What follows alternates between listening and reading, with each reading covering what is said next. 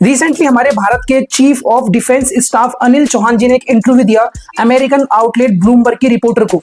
Now ये interview American outlet को क्यों दिया गया, इसकी क्या जरूरत आन पड़ी, ये सब लोग पूछ रहे हैं। नाउ इस इंटरव्यू के दौरान हमारे देश के सीडीएस साहब ने एक चीज क्लियर कर दी, ऑपरेशन सिंदूर के दौरान हमारे जो फाइटर जेट थे वो भी डाउन हुए थे।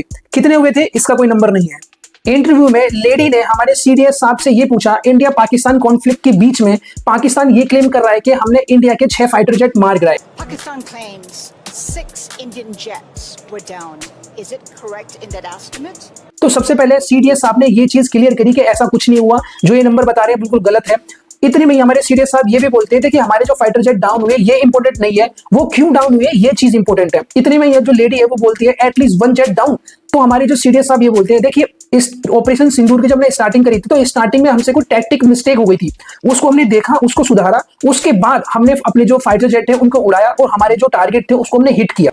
Pakistan downed an Indian jet, or in fact more than that. Can you confirm? I think what is important is that not the jet being down, but why they were being down.